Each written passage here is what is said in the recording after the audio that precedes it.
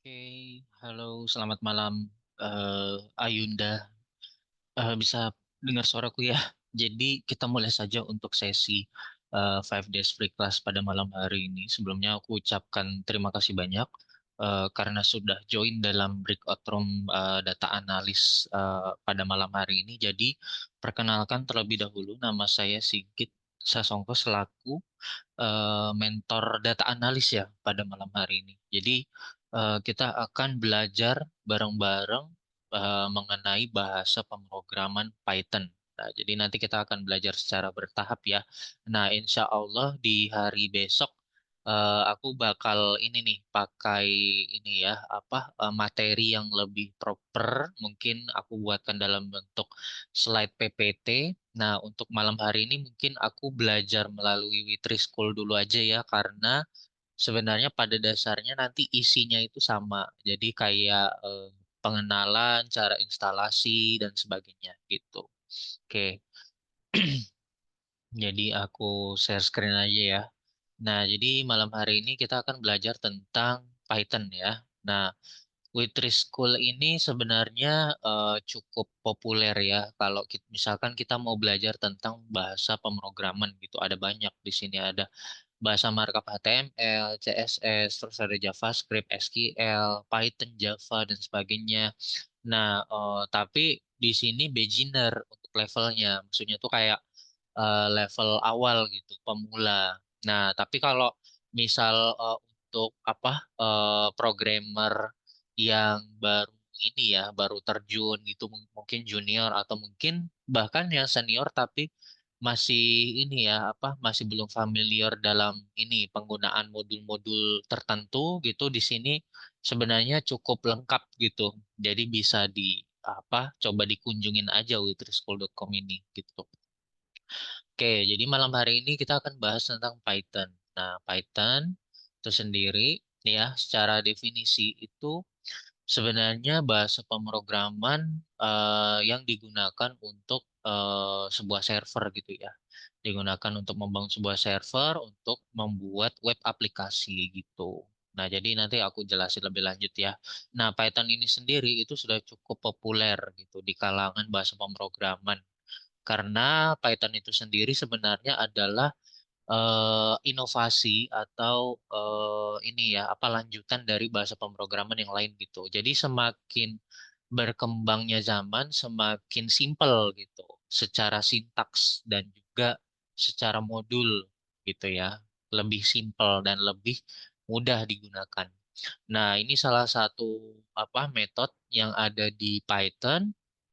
Nah, yang dimana tuh fungsinya kita bisa mencetak sebuah teks gitu, teks dalam terminal gitu. Contohnya kita mau cetak hello world gitu. Nah, seperti ini. Kita bisa pakai print, terus dalam kurung hello, world seperti ini. Nah, terus kita jalankan itu. Nah, di Witri School itu sendiri sebenarnya udah ada namanya teks editor online ya. Nah, ini sebenarnya salah satu text editor online. Jadi kita bisa mengetikkan apapun di sini ya, sintaks yang sesuai. Misal buat Python ya udah Python semua gitu. Nah, di sini misal aku mau ngeprint hal yang lain gitu. Misalkan selamat malam Edward gitu ya. Seperti ini, koran. Jadi bisa kita langsung testing juga di text editor ini. Nah, ini langsung muncul teksnya, ada printnya 2 kali gitu. Oke. Terus Python itu juga berfungsi untuk menghandle file gitu, sebagai file handling. Nah, jadi eh, seperti kita ketahui kalau kita apa yang menggunakan komputer itu biasanya kan kita membuka sebuah file gitu ya, entah itu file Notepad, Microsoft Word, Microsoft Office, atau apapun itu kita buka, kita klik, kemudian kita baca, terus kita bisa ngedit, bisa kita hapus juga. Nah, Python itu mempunyai kemampuan untuk memanage file tersebut gitu. Jadi bisa di apa? Bisa secara desktop. Terus database handling. Nah, jadi kita bisa apa menghandle Python, apa menghandle bahasa yang lain gitu ya. Maksudnya yang berhubungan sama database itu contohnya seperti MySQL, MongoDB itu nanti kita bisa mengkoneksikan database itu menggunakan Python gitu. Nah, di sini nanti ada listnya ya di bawah MySQL tutorial dan sebagainya gitu. Nah, tapi mungkin nanti di pertemuan-pertemuan selanjutnya ya baru kita ini ya kita coba bahas. Nah, sebenarnya malam hari ini aku mau apa ya sharing tentang fundamentalnya dulu aja gitu. Perkenalan sama instalasinya. Nah, jadi aku perkenalkan dulu ya. Nah, jadi Python itu sendiri dibuat oleh Guido van Rossum dan dirilis di tahun 1991 gitu. Digunakan untuk apa aja? Yang pertama itu buat web development. Nah, tapi bagian server side-nya gitu. Jadi kayak kita bisa buat kayak semacam ini ya, apa aplikasi untuk memanage data gitu, atau CRM atau mungkin halaman admin, terus konten manajemen, task manajemen dan sebagainya itu kita bisa buat pakai Python gitu.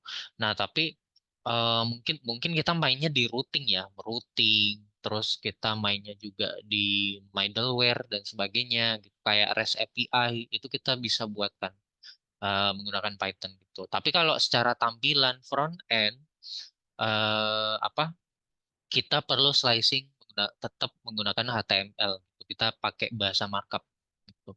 Jadi bahasa markup itu sendiri berbeda sama bahasa Python gitu ya. Kalau markup itu ya berarti untuk kita visualisasikan gitu data-data yang mau kita tampilin gitu. Sedangkan kalau server side itu berarti back end gitu ya, yang berhubungan sama transaksi datanya gitu.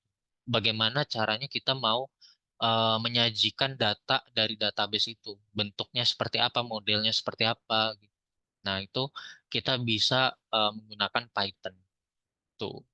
Nah, kemudian software development itu contohnya kayak misalkan kalau teman-teman tahu pernah dengar ya, ada namanya IoT, ya Internet of Things, terus kemudian ada desktop application, terus ada Android juga sebenarnya. Nah, cuman kalau Android setauku kalau sekarang tuh familiarnya lebih ke pakai Java, terus React Native gitu. Kalau Python itu lebih ke pembuatan REST API-nya aja gitu. Nah, software development itu sendiri kalau misal kita mau bikin ini nih, kayak semacam aplikasi yang canggih gitu ya. Contoh, kita mau bikin project untuk mendeteksi wajah. Nah, di Python itu sendiri udah ada modulnya, namanya modul face recognition gitu. Terus ada modul TensorFlow juga, yang dimana tuh modul TensorFlow itu digunakan untuk melatih gitu, atau mentraining sebuah apa ya, sebuah objek gitu, yang dimana itu kita nanti bisa mengenal ini wajah siapa. Gitu ya. Terus kemudian nggak cuman di kamera, tapi di sensor-sensor lain juga bisa gitu. Misal kayak sensor, aku mau bikin AC-nya AC ya dalam sebuah rumah itu tuh AC-nya cerdas gitu. Jadi AC-nya itu bisa mengatur suhu otomatis gitu. Nah, caranya gimana kita bisa pakai AI? AI itu di develop dengan menggunakan Python bisa gitu, pakai modul TensorFlow gitu. Kalau misalkan suhunya panas banget, itu nanti kita mau setting ininya apa suhu apa AC-nya itu jadi berapa? Jadi 16 mungkin gitu yang dingin-dingin banget gitu ya. 16 atau mungkin 15 gitu. Kalau misalkan suhunya udah cukup dingin ya udah nanti dibikin stabil gitu. Mungkin kisaran 21, 22 gitu secara otomatis. Jadi kita nggak main manual gitu ininya apa kalau secara apa pengaturan suhunya gitu. Nah, itu bisa memungkinkan kita develop menggunakan Python gitu. Nah, itu salah satu pengaplikasiannya. Nah, yang nggak berhubungan sama AI pun itu cukup banyak tuh. Kalau misal kita mau bikin sesuatu yang berhubungan sama hardware gitu, tempat sampah otomatis atau mungkin robot lain apa line follower gitu ya, atau mungkin robot cerdas gitu yang bisa apa kita kendalikan. Nah, itu kita bisa menggunakan Python gitu. Nah, dulu kebetulan aku kan pernah ini ya terjun di electrical engineering ya. Nah, yang di mana tuh kita bisa ini apa? Bisa berkolaborasi sama hardware gitu. Nah, di situ kita bisa ngoding, kita bisa bikin hardware seperti itu. Oke, sebentar ya. Kemudian yang selanjutnya itu ada mathematics. Nah, yang dimana itu fungsinya adalah untuk membuat perhitungan matematis gitu atau formula. Nah, melalui formula itu nantinya kita bisa menganalisis data gitu. Data yang kita visualisasikan gitu atau mungkin data dari sebuah perusahaan yang dimana tuh data tersebut bermanfaat gitu. Nah, di situ udah ada formulanya sendiri. Kemudian sistem scripting gitu. Contohnya kayak misal kita mau membuat script untuk scraping data gitu ya atau mungkin kita mau bikin script optimasi untuk mengambil sebuah data gitu ya, ya scraping juga sebenarnya. Atau mungkin otomasi untuk menjalankan sebuah sistem gitu. Kita bikin scriptnya gitu, menggunakan Python. Itu bisa. Dan Python itu udah ada modul-modulnya gitu. Nah, Python itu bisa apa aja? Jadi bisa digunakan untuk create web application seperti biasa, terus software untuk membuat sebuah workflow gitu ya, atau sebuah alur, terus terkoneksi dengan database system, ya bisa digunakan untuk membaca dan memodify files gitu ya, atau mengedit-edit gitu ya, atau mungkin dihapus. Terus Python juga bisa digunakan untuk menghandle big data dan perform kompleks matematik gitu. Jadi yang ada hubungannya sama data-data yang besar gitu ya, itu bisa kita gunakan Python itu untuk mengelola transaksinya. Kalau big data misal ukurannya sampai 1 tera gitu. Datanya kan ada banyak gitu. Misal dalam bentuk CSV atau dalam bentuk JSON. Nah, gimana caranya kita untuk memilah data-data tersebut apa aja yang mau kita ambil. Terus gimana caranya kita mensortir. Terus gimana caranya kita memvisualisasikan data tersebut gitu. Nah, Python itu bisa ini ya berkemampuan untuk menghandle data yang banyak gitu, data yang besar. Contoh kayak data yang banyak itu kayak data geospasial. Kalau misal teman-teman pernah belajar geografi, itu kan data kependudukan itu kan seluruh dunia ya. Nah, geografi penduduk itu kan ada sampai jumlahnya jutaan gitu ya, jutaan lebih gitu manusia di bumi. Nah, mereka itu secara data seluruh dunia masing-masing punya identitas gitu, identitas namanya siapa, terus keluarganya siapa aja, terus ya pekerjaannya apa, penghasilannya berapa, itu kan datanya banyak. Data sebanyak itu kalau kita kelola tanpa ini ya, maksudnya tidak kita kelola dengan teknologi yang cukup canggih itu akan memakan waktu, apalagi perhitungannya manual. Nah, itu nanti akan merepotkan kita secara sistem gitu. Nah, makanya Python itu hadir untuk efisiensi alur tersebut. Terus can be used for rapid prototyping or for production ready software development. Jadi sebelum kita mendevelop sebuah ini ya, sebuah project itu biasanya kita membuat prototipenya dulu gitu secara cepat gitu. Nah, terus kita bisa langsung ini biasanya itu ngedebug gitu, ngedebug secara langsung. Karena Python itu bisa berjalan di interpreter system. Jadi codingannya, sintaksnya itu bisa berjalan secepat mungkin gitu. Nah, kemudian kenapa kita menggunakan Python?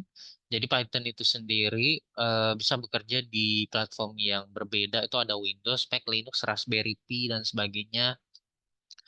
Terus Python punya simple syntax similar to English language gitu. Jadi sebenarnya sintaksnya itu nggak panjang-panjang gitu. Kalau dibanding sama JavaScript, sama Java, terus sama apa lagi? Ya mungkin bahasa pemrograman lain gitu ya, itu tergolong simple dan mudah dibaca gitu.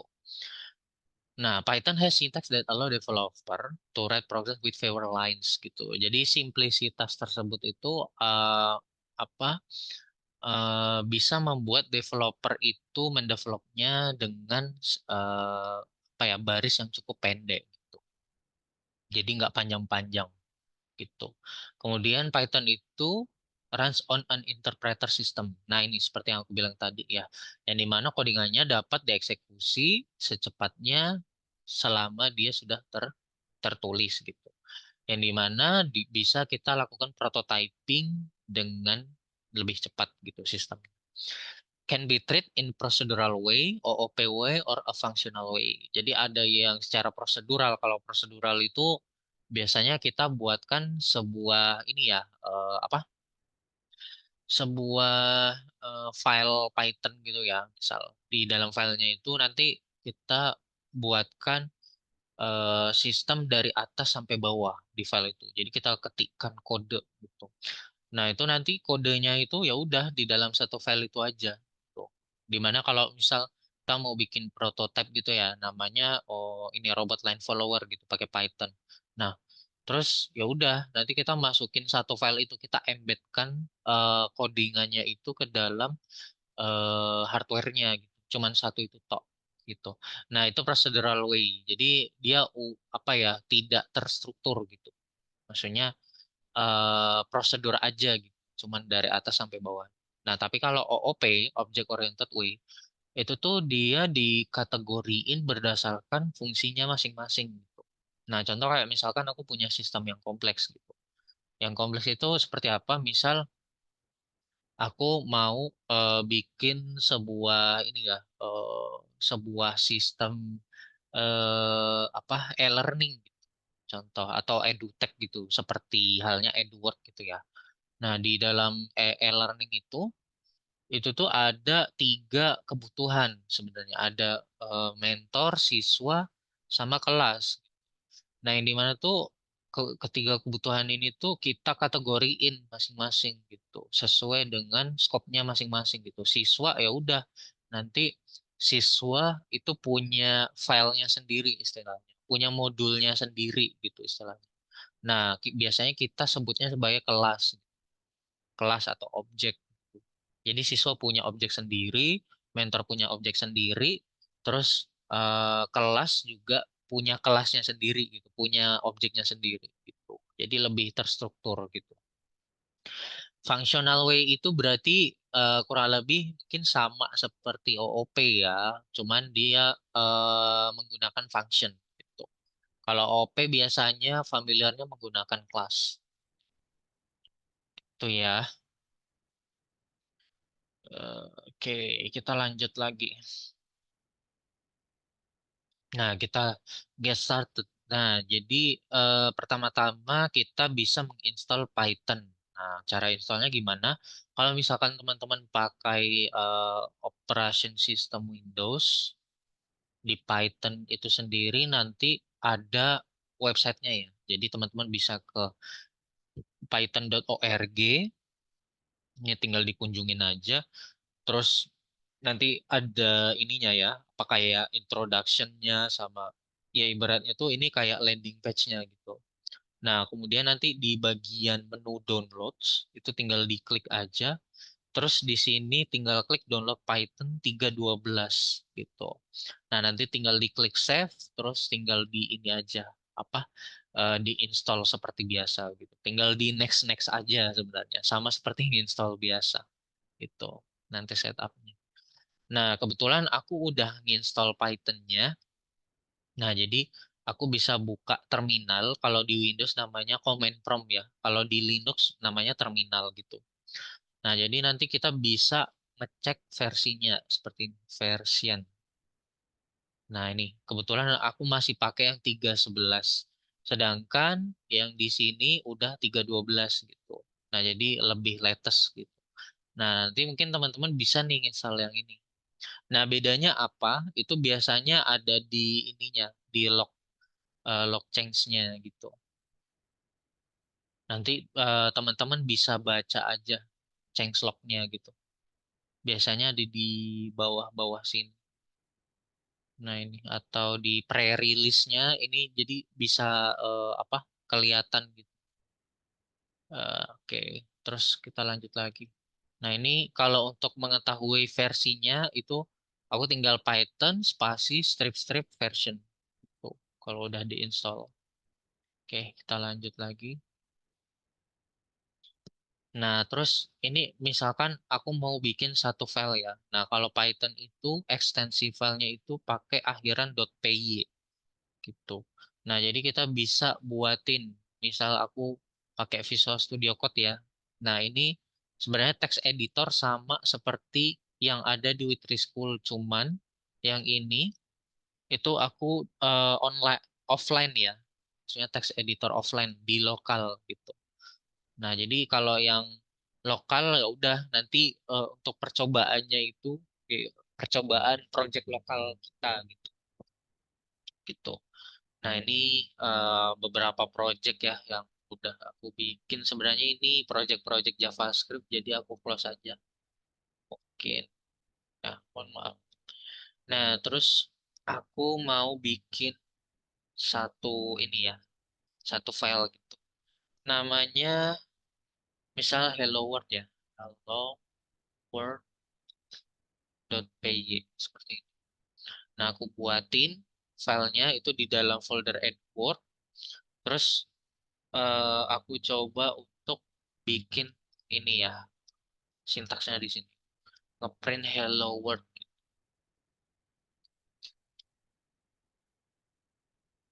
Nah, seperti ini. Nggak usah pakai titik koma ya, kalau Python. Nah, terus di sini terminalnya kita coba jalankan. Tapi mungkin terminalnya terminal yang di dalam sini aja ya, yang di dalam text editor. Nah, kalau teman-teman mau pakai command prompt itu sebenarnya sama aja. Nanti tinggal navigasi ke ini aja, ke C, ya seperti ini. Langsung aja cd c titik dua slash. Nah, kebetulan aku bikin foldernya itu di mana ini? Di Eduport. Coba ya, cd Eduport. Aku cek dulu. Oh, nggak ada. Does not exist. Berarti aku coba di XMPP biasa. Soalnya aku kemarin install apa? XMPP-nya itu berbeda versi karena versi PHP-nya itu udah ini ya update terus gitu. Versi Laravel-nya. Kebetulan aku juga mentor Laravel di GCD Edu World. Terus aku coba Dirya mengetahui. Oke, nah berarti dia ada di folder itu. Nah, aku coba navigasi aja ke sini, XMPP, htdocs, cd, Edward. Nah, seperti ini.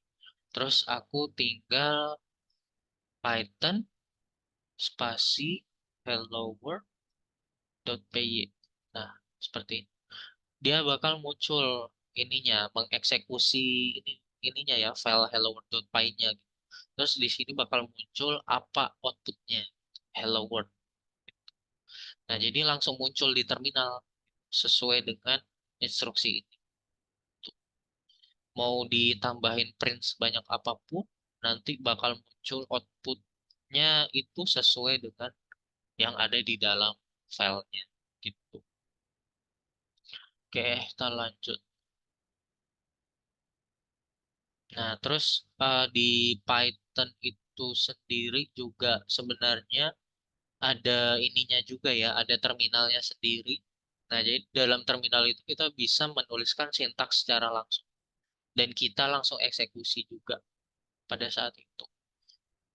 Jadi kita bisa pakai PY seperti ini. Kita bisa pakai PY. Nah, terus kita mau bikin ini apa sintaks kita sendiri di sini. Saya Sigit gitu seperti ini. Nah, gini. Kalau misal mau exit atau quit bisa ya seperti itu. Gitu. Dia langsung keluar dari terminal Python. Tuh. Oke. Kita lanjut lagi. Nah, ini pakai exit juga bisa sama aja. Nah, kalau secara sintaks itu sama.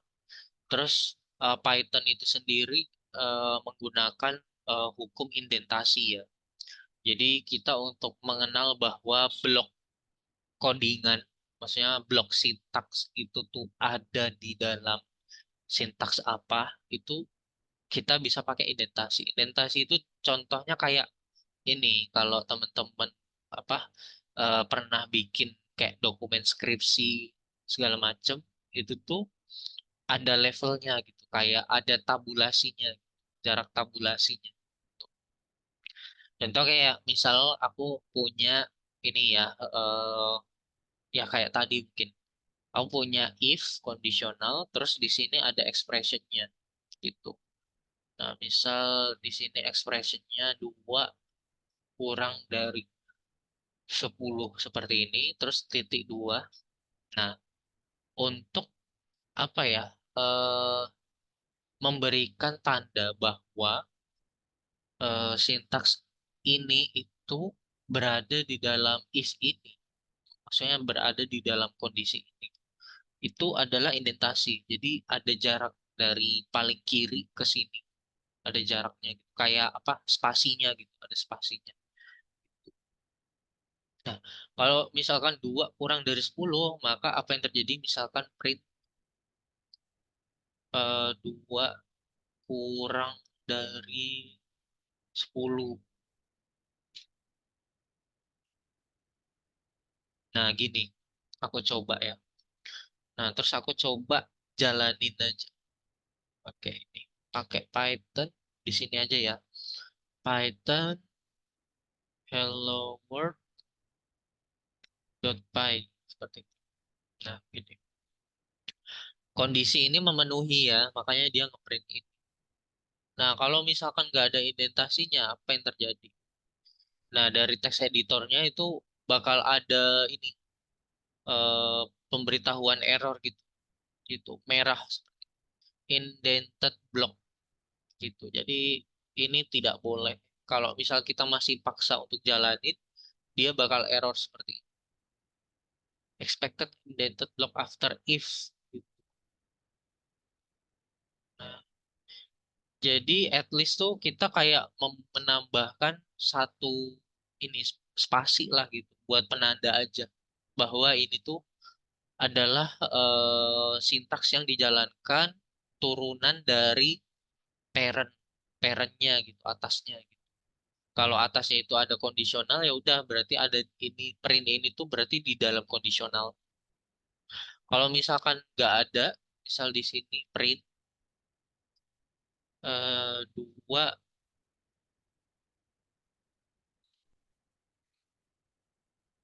nah seperti ini, tidak kurang dari 10 gitu. Contoh, atau mungkin jangan itu deh, itu kayak negasi. Eh, ini jalan gitu. Nah, aku coba aja. Nah, di sini dia nggak bakal error. Kenapa? Karena kondisional ini tuh udah ada print ini yang di dalam. Tuh, dan ini ada indentasinya, jadi aman. Sedangkan yang di bawah ini itu nggak masuk pengaruh kondisional yang ini. Kenapa? Karena di sini nggak ada indentasinya. Gitu. Jadi mau apa? Mau expressionnya ini memenuhi atau tidak, itu dia bakal tetap ngejalanin ini. Nah, misalkan di sini aku bikin ya kondisionalnya itu salah. Ya udah aku coba jalanin, nanti dia bakal ngejalanin sintaks yang ini aja gitu, yang print ini enggak gitu. Nah, ini sebenarnya masuk ke kondisional. Kondisional mungkin akan dibahas di next pertemuan ya. Untuk malam hari ini kita belajar indentasinya dulu aja. Nah, itu udah cukup jelas. Kemudian kita masuk ke variabel ya. Jadi mungkin variabel sama tipe data itu eh, dibahas di malam hari ini ya. Untuk eh, hari Selasa besok kita akan membahas lebih lanjut lagi tentang variabel, mungkin sampai di operator ya, sampai operator, terus habis itu kita lanjut lagi. Nah, variabel itu digunakan untuk mengassign gitu atau menampung sebuah value gitu. Nah, kenapa menampung gitu? Ya, menampung value supaya kita tahu bahwa nilai itu tuh sebenarnya maksudnya apa gitu. Dan juga apa ya? Buat identitas aja gitu, identitas sebuah data. Misalkan aku punya data ini ya, data ya contoh kayak misal kita belajar matematika. Nah, di matematika itu sendiri eh, misalkan X sama dengan Y plus 2. Nah, X itu berarti adalah sebuah variabel sebenarnya gitu. Terus Y juga sebenarnya sebuah variabel. Nah, yang di mana variabel tersebut adalah variabel yang mempunyai nilai tentunya gitu. Nah, sama seperti ini. Tuh. Misal di sini aku case-nya punya X sama dengan 5. Terus Y sama dengan string hello world. Nah, nanti kita bisa apa ya? Melihat isi dari variabel itu. Isinya apa? Value-nya gitu, nilainya apa. Kita assign di sini X sama dengan 5. Berarti X itu adalah 5. Y sama dengan hello world. Berarti isinya hello world. Nah, ketika kita coba cek, itu isinya bakal seperti ini. Kita print gitu X-nya sama Y. Gitu. Oke, cukup jelas ya. Nah, kemudian di Python itu juga ada comment. Comment itu fungsinya buat apa? Jadi komen itu sebenarnya berfungsi untuk memberikan keterangan gitu. Keterangan seperti apa? Contoh kayak misal di sini aku punya sintaks print hello world.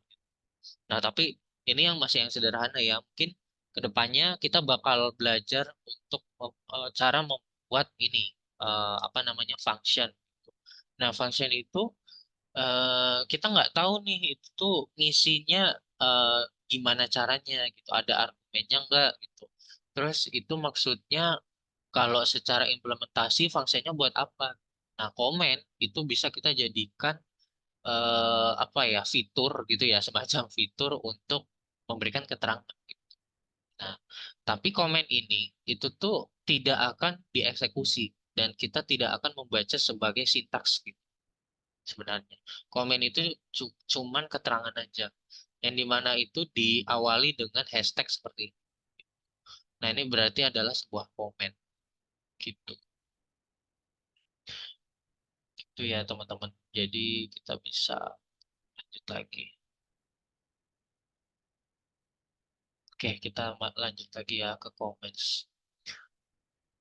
Nah, ini explain Python code. Jadi bisa digunakan untuk menjelaskan Python code gitu, codingan Python.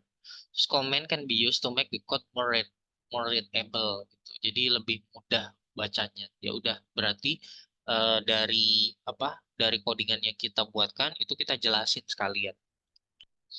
Prevent execution when testing code gitu. Jadi fungsinya juga misal kita lagi nggak mau nih pakai sintaks tertentu gitu ya udah kita bisa komen sintaksnya itu supaya nggak jalan tuh. Nah ini creating a comment ya seperti tadi contohnya.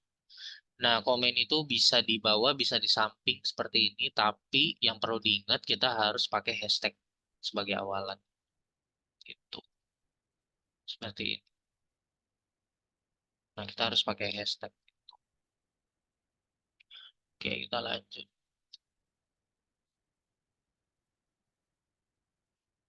Nah, misalkan aku nggak mau nggak mau ngejalanin yang ini, yang print yang ini, ya udah kita bisa tambahin hashtag juga nih di depannya. Nah, tapi ketika kita run, ya dia nggak munculin apapun karena printnya itu kita komen gitu. Istilahnya kalau di developer ya sama sih, di komen dulu gitu, biar nggak jalan kayak gitu. Oke, kita lanjut lagi.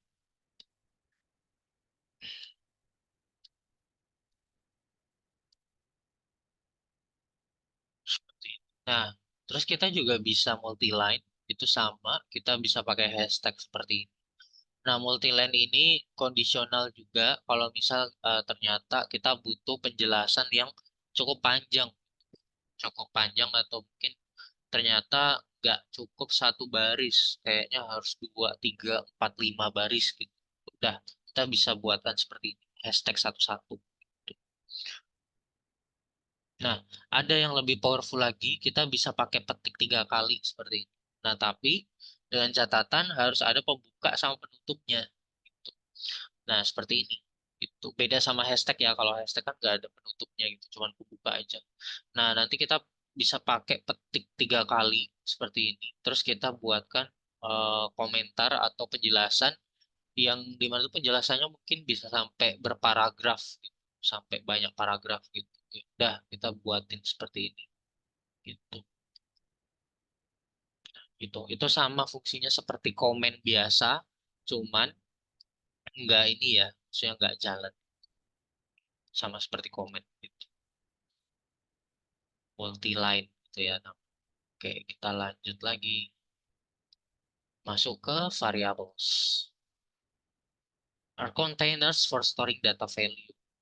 Jadi itu sebuah container sebenarnya variabel itu. Seperti biasa, cara bikinnya udah. Terus kita juga bisa pakai casting gitu ya. Nah, casting itu sebenarnya adalah cara untuk kita mengkonversi sebuah nilai. Tuh. Konversi nilai itu maksudnya gimana? Jadi aku contohin aja, misal aku punya variabel ya, mungkin di atas ini dulu. Nah, misal variabelnya itu A gitu sama dengan 3. Nah, A sama dengan 3 ini itu tuh value-nya itu sama kalau misalkan B sama dengan 3 seperti itu. Gitu. Sama-sama angka 3 gitu. Tipenya number, cuman beda nama nama variabel aja gitu. Nah, kalau misalkan di sini aku ganti jadi kayak gini. Nah, ini tuh sebenarnya adalah string gitu. String 3 gitu. Nah, yang di mana tuh string ini itu tuh berbeda secara tipe data sama numerik. Nah, terus ada lagi, misal seperti contoh di ini ya, yang di sebelah kanan, itu tuh ada yang tipe datanya float juga. Nah, float itu berarti sebenarnya angka, tapi ada angka di belakang koma. Gitu. Dalam bentuk apa biasanya bilangan desimal gitu ya, kita sebutnya. Sedangkan kalau apa pecahan itu ya bilangan bulat gitu ada juga.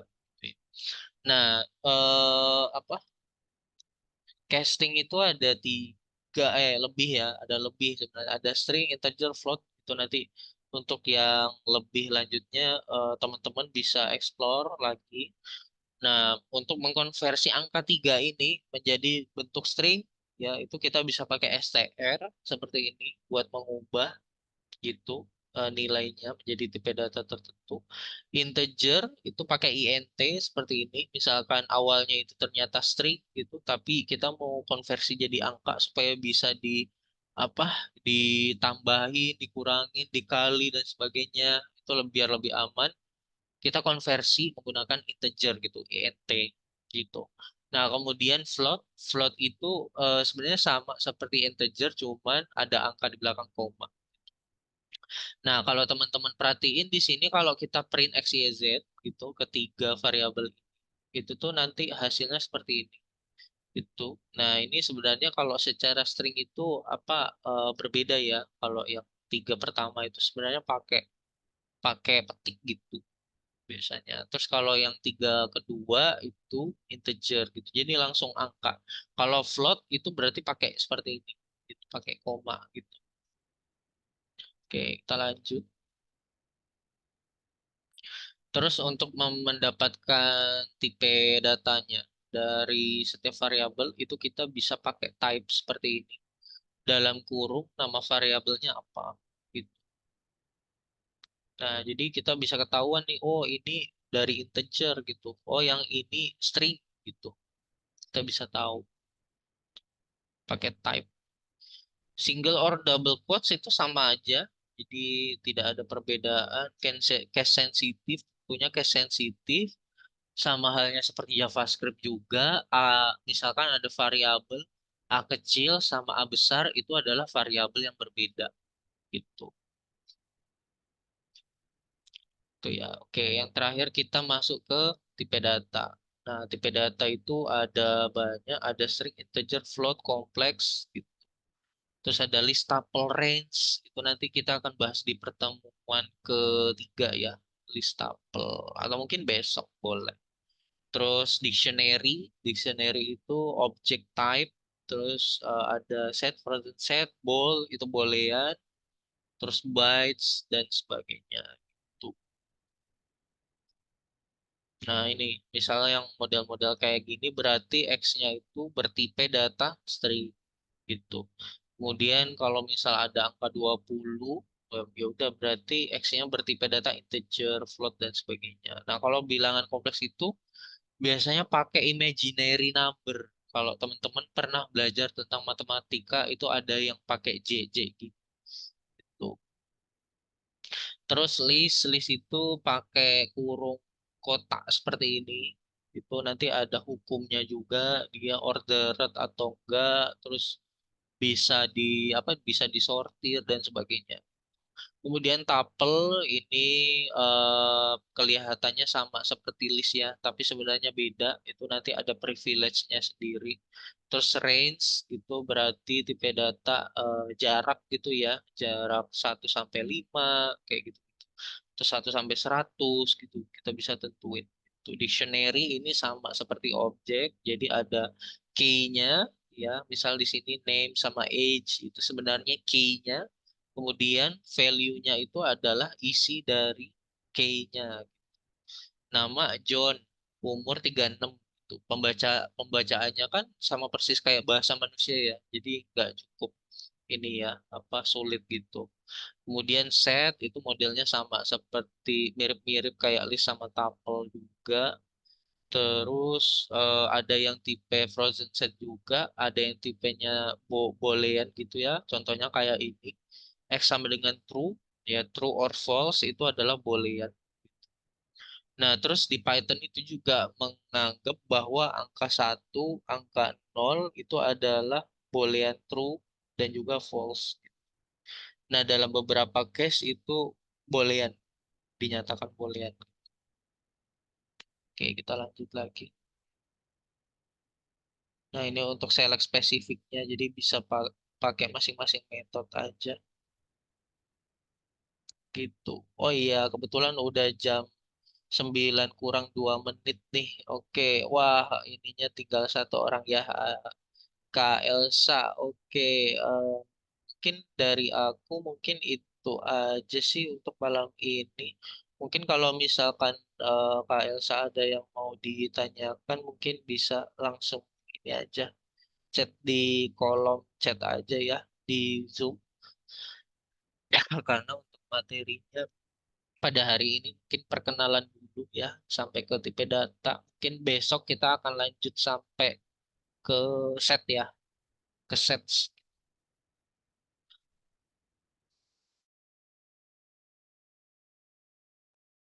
Oke, kalau misalkan Kak Elsa ada yang mau ditanyakan, dipersilakan ya. Nggak perlu malu-malu, anggap aja ini private class. By the way, di Edward juga udah ada ya kelas data analis.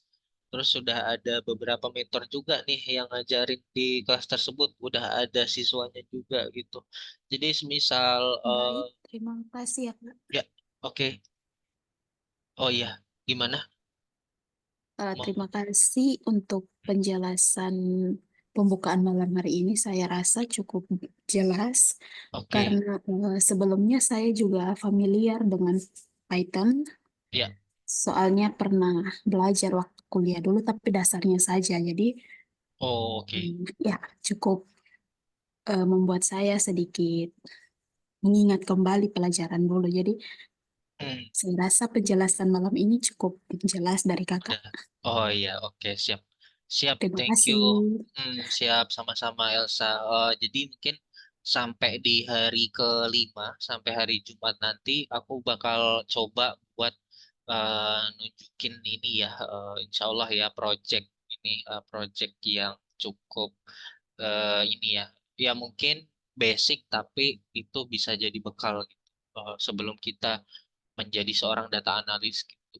Nah, jadi nanti kalau apa Elsa berkenan mungkin ya berhubung ini free class tapi aku kasih wadah buat Elsa buat bertanya-tanya gitu ya kalau misal ada yang mau ditanyakan secara langsung mungkin di luar dari materi yang aku sampaikan juga nggak masalah gitu. Nah, jadi kalau dari aku paling itu aja sama sekalian aku promosi dikit di Edward sudah ada kelas data analis kalau misalkan Elsa tertarik buat belajar lebih lanjut dibimbing sama mentor-mentor profesional nanti bisa join di kelas data analis Edward gitu ya. Oke, kalau nggak ada pertanyaan lagi, aku harap kita bisa ketemu lagi ya besok di esok hari ya sampai di hari Jumat. Jadi terima kasih banyak atas waktunya pada malam hari ini. Kurang lebihnya mohon dimaafkan. Jadi aku ucapin terima kasih banyak sekali lagi dan juga selamat malam. Selamat beraktivitas kembali. Makasih banyak Elsa. Terima Thank kasih banyak juga, Kak. Selamat malam. ya. Jangan lupa presensi ya biar dapat sertifikat. Thank you.